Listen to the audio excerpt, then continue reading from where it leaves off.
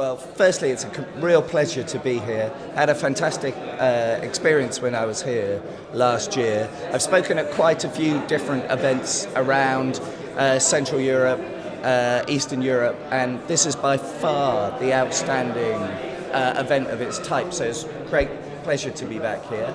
I think the final answer will be at the end of tomorrow to know, because we're only halfway through, but I think thus far I found it informative, inspirational myself, and also I think that the kind of engagement from the audience is fantastically high.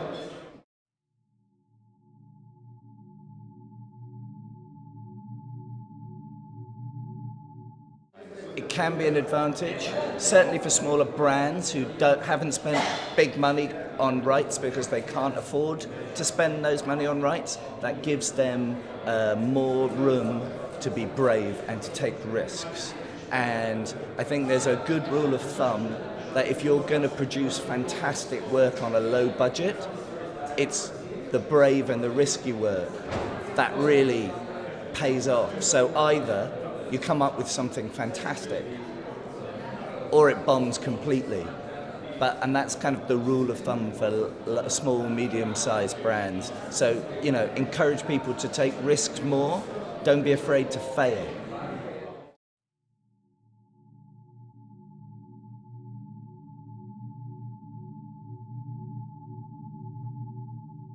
We have a tradition, not just after all the big sports events in Activative, but also every year.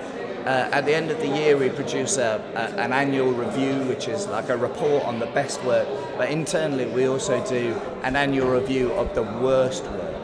And that certainly has more laughter and more mischievous fun for us internally to come up with that list.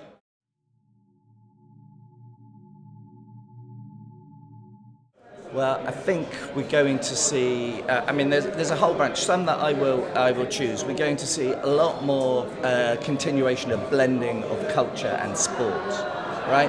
We talked a little bit earlier this morning in some of the sessions about turning sport into sport entertainment, but I think we're going to see more of a blending of music, fashion, culture, lifestyle, art into the world of sport.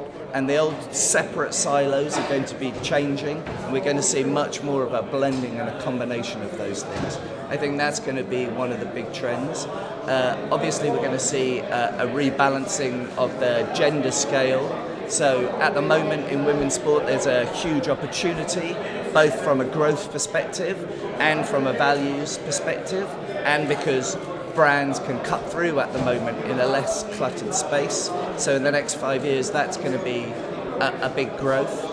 And we're going to see a lot more niching of small individual sports as they leverage the relatively cheap access to audiences across platforms. So we're going to see a kind of rise of the niche smaller sports, and also sports that are, and I like to use this word, made up.